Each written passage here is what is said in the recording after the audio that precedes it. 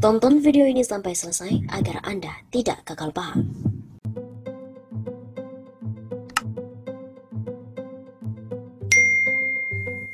Habib Rizik bisa jadi presiden jika Pilpres digelar hari ini, ungguli Puan Maharani. Saiful Mujani Research and Consulting atau SMRC kembali merilis hasil survei terbarunya dengan 42 nama figur jika pemilihan presiden digelar pada hari ini. Menariknya, hasil survei menunjukkan nama eks-pentolan FPI Habib Rizik Syihab elektabilitasnya lebih tinggi dari Ketua DPR RI Puan Maharani.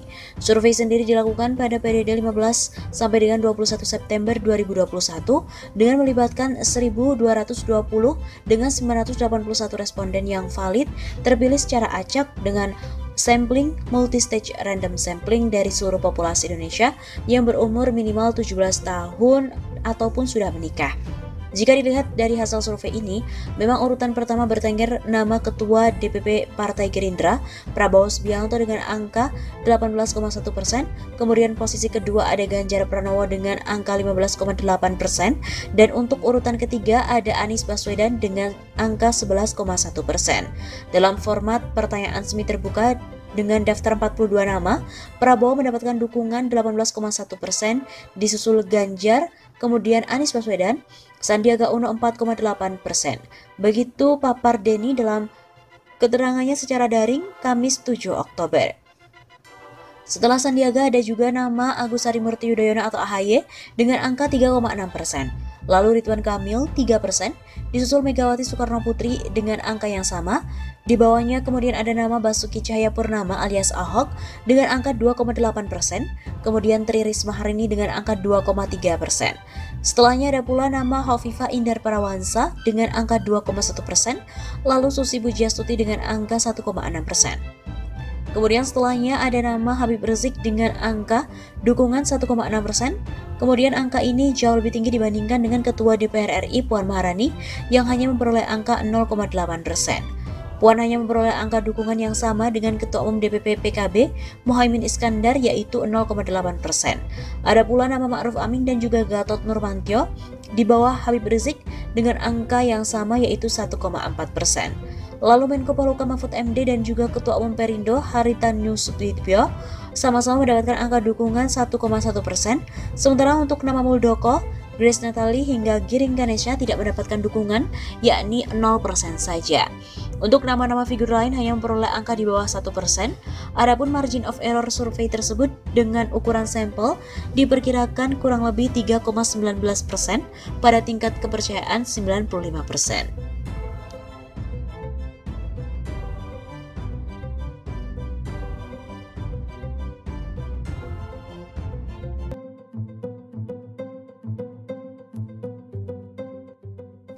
Pandemi jadi isu mundurnya Pilpres 2024, bilang aja, kalian masih ingin berkuasa. Munculnya isu pelaksanaan pemilihan presiden Pilpres 2024 diundur menjadi perhatian banyak kalangan. Aktivis jaringan pro-demokrasi Indonesia, Adam Syawahab, salah satu yang turut angkat bicara. Aktivis yang kerap disapa Don Adam ini mulai mempertanyakan pelaksanaan dari Pilkada 2020 yang dimana dilakukan di tengah pandemi virus corona atau COVID-19. Ada 270 daerah yang menggelar pemilihan daerah saat pemilihan itu pada tanggal 9 Desember 2020. Ia berpandangan isu itu sengaja digulirkan oleh rezim penguasa saat ini karena masih ingin meneruskan kepemimpinannya. Bagi Don Adam, lebih kesatria lagi kalau menyampaikan terbuka bahwa memang rezim penguasa saat ini ingin melanjutkan tangan kekuasaannya. Kenapa sih susah banget untuk terus terang? Bilang aja kami masih pengen berkuasa terus. Terus kalian mau apa? Gitu kan gentle, tidak pakai alasan aneh-aneh. Demikian katanya melalui laman Twitter pada Minggu malam 15 Agustus. Peluang mundurnya Pilpres itu nampak nyata dari pernyataan Wakil Ketua Umum PKB yang juga merupakan Wakil Ketua MPR Jazilul Fawait. Kata petinggi dari partai pendukung Jokowi itu saat ini tidak ada yang tahu kapan pandemi akan berakhir. Kondisi itulah yang nantinya akan menjadi dasar untuk menentukan bagaimana masa depan pemilu 2024. Masjid saja ditutup, apalagi tempat pemungutan suara. Pasti ditutup. Demikian kata Jazilul Fawait, Sabtu 14 Agustus. Pemilu diisukan mundur 2027, pengamat pun mengatakan jika benar komisioner KPU harus segera diganti tanpa kecuali. Isu mengenai skema pemilu DPR, DPD, dan Presiden yang semestinya dilakukan 2024 diundur ke 2027 menyebar di media sosial.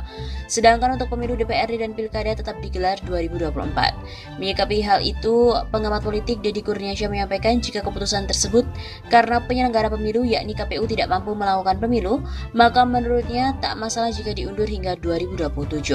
Memajukan pemilu ke 2027 tidak jadi persoalan selama memang keputusan itu jujur. Bahwa penyelenggara tidak siap tentu ada konsekuensinya. Seleksi komisioner KPU harus dipercepat agar dapat menjalankan tugas dengan waktu yang cukup. Ucap Deddy pada kantor berita politik RMOL Minggu 15 Agustus.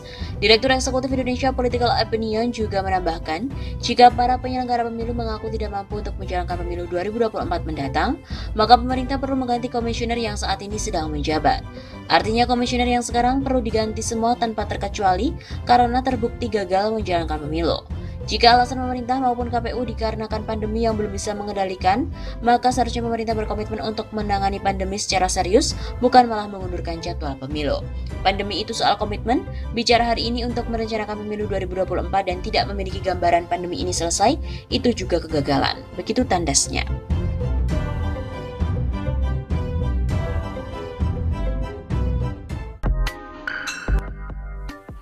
Terungkap 3 skenario pilihan andai saja Presiden Jokowi turun dari tahta. Kondisi kehidupan sosial dan ekonomi masyarakat yang masih belum cukup untuk dikatakan baik memunculkan desakan agar Presiden Joko Widodo turun tahta. Berbagai skenario pun bermunculan terkait bagaimana jalannya pemerintahan selanjutnya jika andai Jokowi benar-benar turun dari jabatan. Pakar kebijakan publik Amir Hamzah menyebut skenario utama yang sangat mungkin terjadi adalah naiknya Ma'ruf Amin menjadi presiden. Setelah Jokowi mundur, ada beberapa alternatif. Pertama, Ma'ruf Amin naik menjadi presiden menggantikan Jokowi. Tentu banyak pihak yang tidak setuju Ma'ruf Amin menjadi presiden. Ujar Amir Hamzah kepada wartawan pada hari Senin 10 Agustus yang lalu.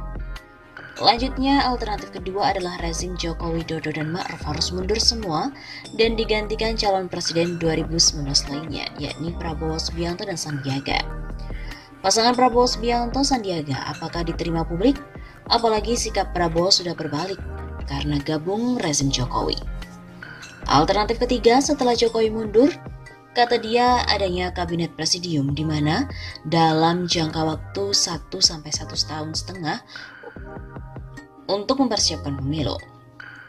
Ketua Presidium Kabinet bisa Rizal Ramli, Din Syamsuddin karena memiliki kemampuan dan juga jaringan internasional.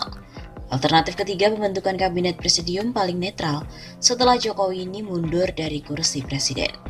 Begitu pungkasnya.